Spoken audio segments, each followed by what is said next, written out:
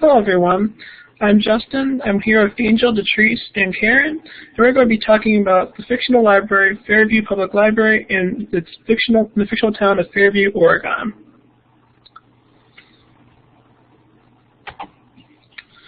Alright, when we found out that we would be doing a semester-long group project to build a collection management policy manual for a library that we created, we immediately started looking for group members that shared our interest in public libraries. However, each of us had previous experience working in groups where group members were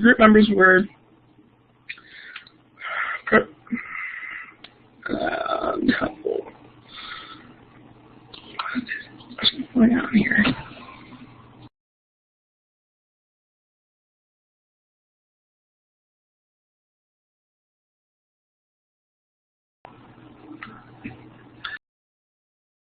Hello everyone, this is Justin and I'm here with Angel, Detrice, and Karen. Today we're going to talk about the Fairview Public Library, a fictional library situated in the fictional town of Fairview, Oregon. Alright. When we found out that we were going to be doing a semester-long group project to build a collection management policy manual for a library that we created, we immediately started looking for group members that shared our interest in public libraries. However, each of us had previous experience working in groups where group members were scattered across the globe, making it extremely difficult to coordinate meeting times convenient for everyone. So with that in mind, knowing that this project was going to be quite intensive, we tried to find members that preferably lived in the same time zone as us, the Eastern Time Zone. We realized that this isn't always going to be an option, but this time we lucked out and our team was evenly split between New York and North Carolina.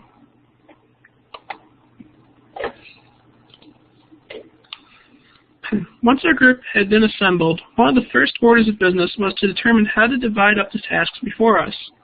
We decided that a good place to start was to assign and define roles for each of us in the group. Karen volunteered to be the group's scribe, taking notes during our weekly collaborative meetings and emailing each of us a copy so we were all on the same page and knew what was expected of us. Detrice volunteered to be the group editor, taking what we contributed to our document on Google Docs and reformatting it into a Microsoft Word file. Once it was formatted, she would send a copy to each member of the group for any last-minute edits we might have. At that point, we would send our edits to her, and she would submit the document on Sunday nights. This left the techie and leader positions open for me and Angel. Both of us were good with either position, but in the end, I ended up taking the leadership position since I had more time on my hands at that point. My main role was to contribute to each section and offer feedback on each chapter. This left Angel with the techie role, where she would schedule our weekly collaborative meetings, set up our document folder on Google Docs, and any other technological aspect the group needed help with. Each week, during our collaborative meetings, we would determine who was going to contribute to what depending on our personal experience and what we were comfortable with. All of us contributed something to each chapter, whether it be content or editing, or what others had written. In the end, our contributions to the policy manual all equaled out.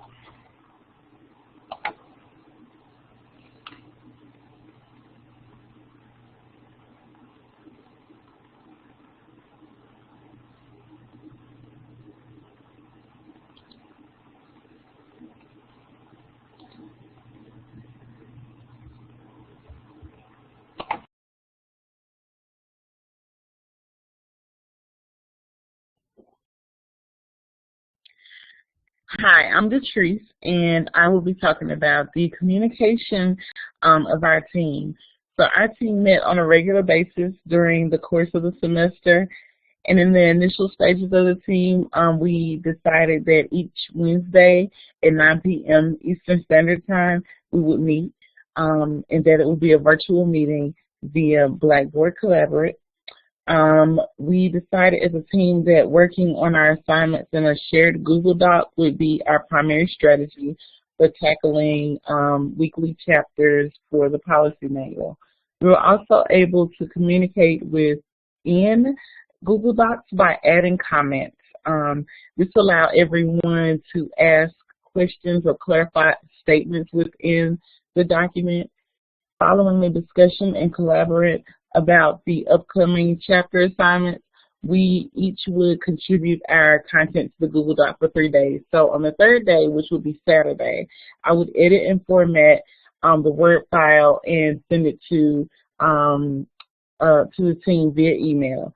And the team had until Sunday evening on their own to do their own edits of the document and send it back to me, reformatted with revisions. And the assignment was always submitted within 1 hour of the 8 p.m. deadline for revisions. I would usually send an email to the team right after I submitted the assignment to let them know that it had been submitted. When Dr. Broder began sending graded assignments back to us with feedback, I created a Google Doc entitled Revising Copy of Policy Manual, where I would paste the graded chapters for everyone to go in and make any type of revisions that were based on Dr. Broder's feedback. Although I believe that the team had excellent communication throughout the semester, there were challenges, but our successes far outweighed our challenges, and we were able to overcome those obstacles.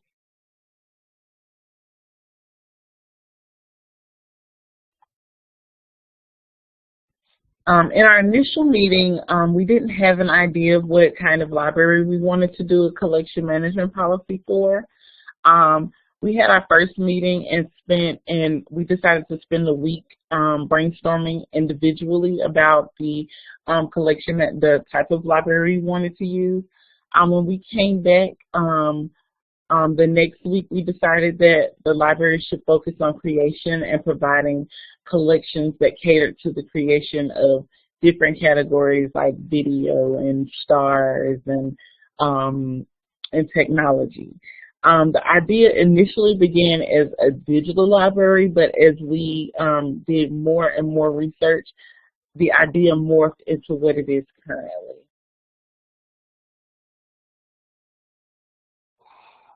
Okay. Hi, I'm Angel, and I'm going to give you a short overview of the Fairview Public Library System.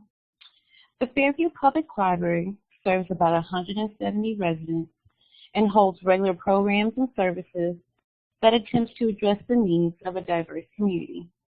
The library system's first building was due to a Carnegie grant sought out by the board. Previously, the Fairview Public Library System shared town offices to conduct services, but decided to branch out on our own in 1925. The Fairview community is very involved with the library system, and we have many strategic partners, including the Fairview Public Schools, Early Literacy Centers, Arts Council, and the Fairview Museum of Arts and Science. We share our collections with these partners and have an integrated system that allows for the partnerships to provide a collaborative effort for the Fairview community. Fairview Public Library regularly consults and works with the Oregon State Library Consortium and values our relationship with that key resource. Fairview Public Library is dedicated to providing information access and technology to the people of Fairview City to ensure a diverse, thriving, and educated public. Each library is conducive to creating learning spaces where customers can take advantage of this mission. The Fairview Public Library branches focus on photography, music, science, and technology. Several of our branches contain technology that includes new and emerging hardware and software. Each library has a base collection of books, magazines, audiobooks, DVDs, CDs, and so much more. Next, you will learn about each of our unique 5 branches.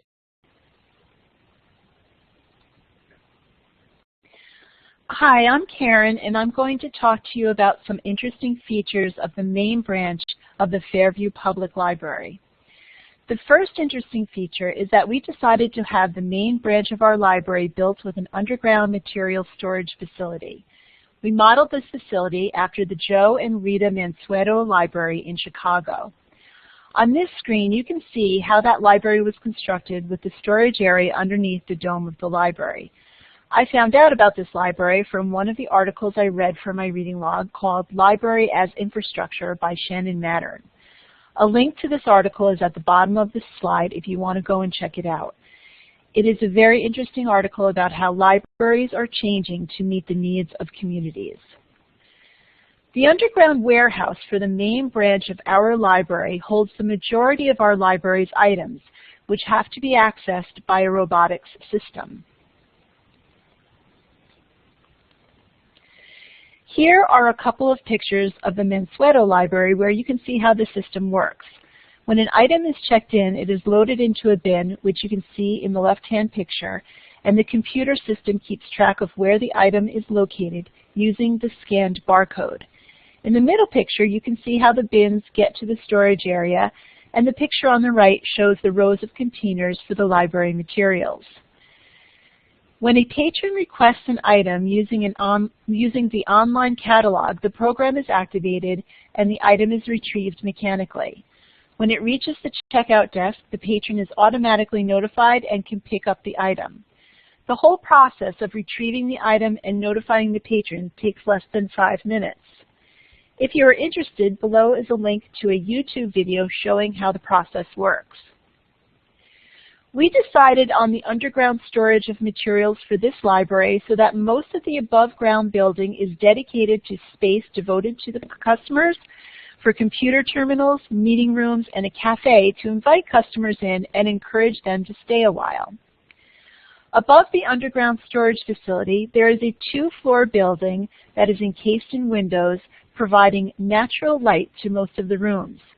The first floor houses 40 computer terminals sitting on long tables that run from one side of the room to the other. On a typical day in our main branch, almost all of the terminals are occupied with patrons who need help with navigating websites, job seeking, printing, faxing, or other computer-related tasks. We felt that this setup for our library was important to fulfilling our mission to provide information access and technology to the community that would ensure a diverse, thriving, and educated public. The second floor of our main branch has 6 rooms used for a variety of functions. 2 of the rooms are conference areas equipped with the latest cutting-edge technology for teleconferencing and presentations, which businesses can reserve. 2 of the rooms are set up for lectures where authors, artists, business people, and others can give talks. The remaining 2 rooms have movable tables and chairs and computer equipment so that programs can be held. They are most often used as a learning hub for online courses. A lot of these ideas came from the Mattern article that I cited earlier.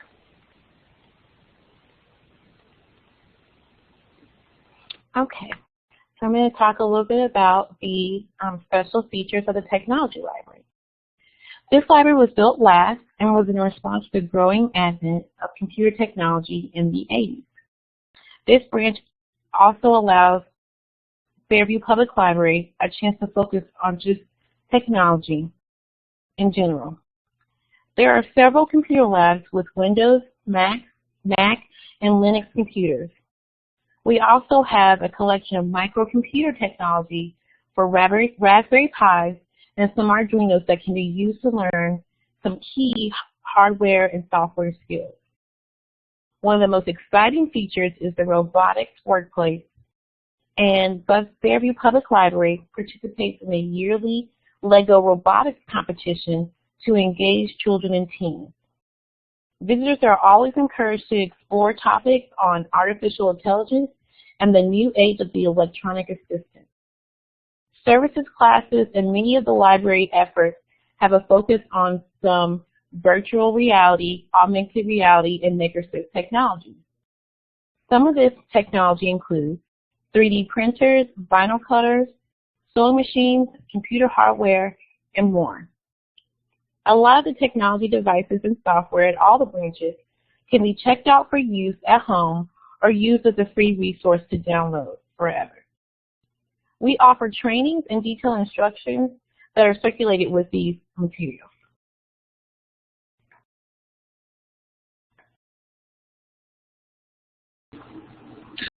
Alright, the Star Library is the oldest of the Fairview Public Library branches.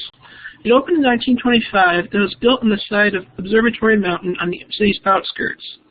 The main draw to this library has been its rotating telescope on the building's roof, which is open for free to the general public.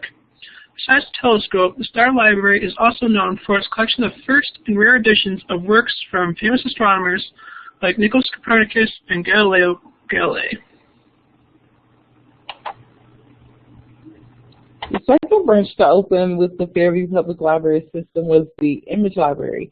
This branch is a 3-story building built in 1950. Its focus is on image, such as video and photography. It also houses a wonderful subject-specific collection of books, electronic resources, serials, periodicals, software, and equipment to facilitate a passion for video and photography. This library has spaces that aid in the development of film by offering a dark room for developing photographs. It also has turned one of its darkroom spaces into a digital workroom with computers and software for patrons to use to create projects. We also have a traveling photography exhibit and a customer submitted photography display. The Image Library also has a lecture hall that holds 150 people. Because of the popularity of video, we sometimes convert this space into a video recording studio upon the request of community members that are working on creative projects.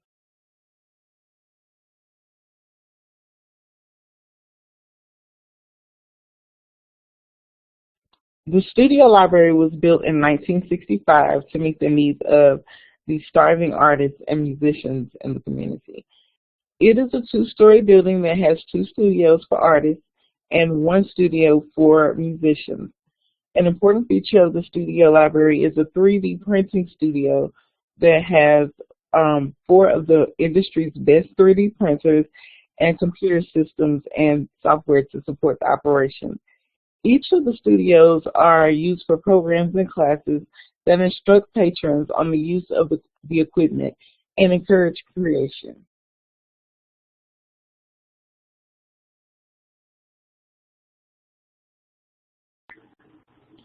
For me personally, working as a senior page in the stacks department of my local library, I don't get to see this side of public librarianship.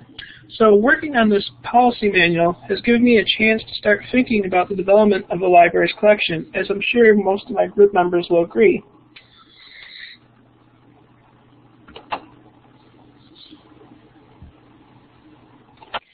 One thing that we would recommend to future students to help them succeed in their teamwork is to try to meet regularly throughout the semester.